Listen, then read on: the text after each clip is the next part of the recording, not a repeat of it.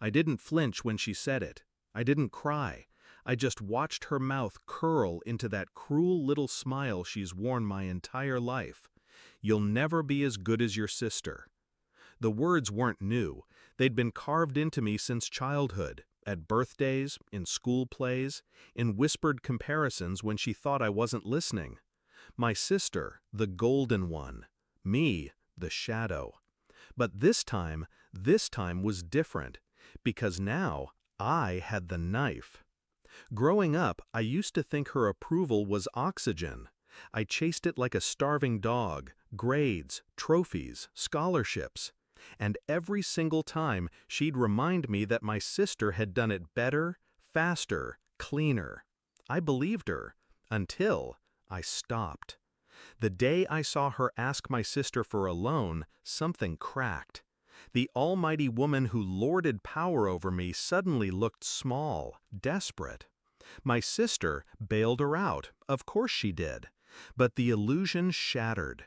I realized my mother wasn't a queen, she was a parasite. And parasites survive by feeding on the weak.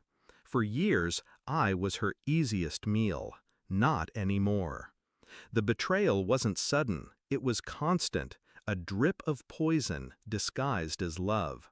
She praised my sister's beauty while mocking my crooked teeth. She bragged about my sister's promotions while reminding me of every rejection letter I ever got. She never said, "I'm proud of you," not once. But here's what she didn't notice. Every insult, every slight, every cruel comparison, it trained me. Not to crumble, to sharpen. I stopped needing her love the day I realized she couldn't afford her own life. The bills piled up. Credit cards maxed, loans denied. She turned to me with that same sneer, asking for just a little help. She expected the obedient daughter to hand over her savings, no questions asked. I smiled. I said yes. But inside, I was already building the trap. I didn't give her money, I gave her rope. Every bill she forwarded, I documented. Every lie she told my sister about unexpected expenses, I traced. I built a ledger of her manipulations, a neat little archive of her greed. I started small, paying only what she absolutely needed, just enough to keep her afloat. She thought she had me wrapped. In truth, I had her dependency coiled tighter around her throat with every check I wrote. The beauty of it was patience. Parasites get careless when they think the host is secure. And then, tonight came. Family dinner. The same suffocating dining room where she'd humiliated me 100 times.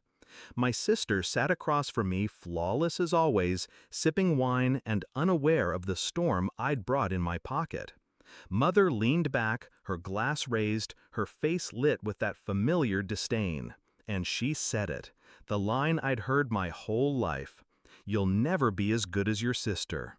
But this time, I didn't swallow it. I didn't shrink. I stood, calm, steady, and I said, "Then ask her to pay your bills." Silence. You could hear the clock ticking on the wall.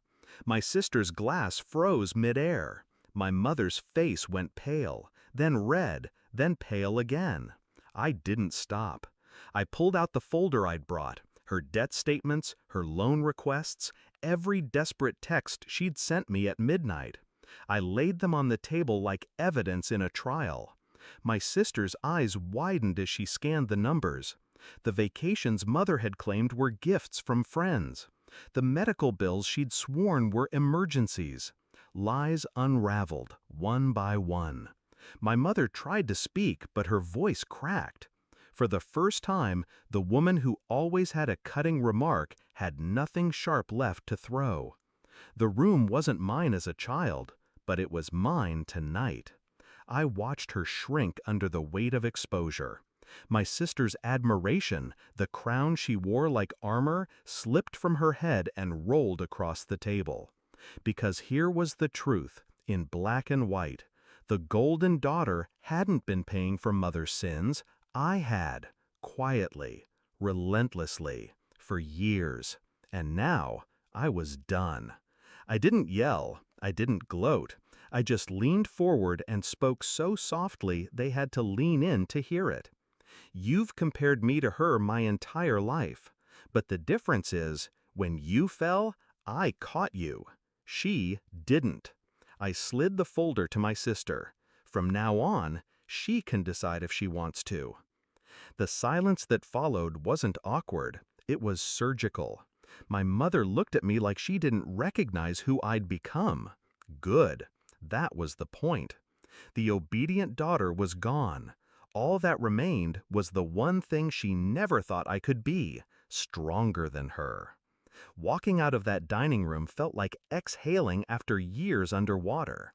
I didn't need her approval, I didn't need her love, and I certainly didn't need her comparison. I had given her exactly what she gave me all my life, an impossible standard.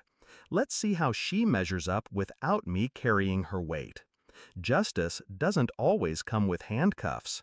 Sometimes it comes with silence, with a single sentence, with a room gone still, and a woman finally stripped of her crown.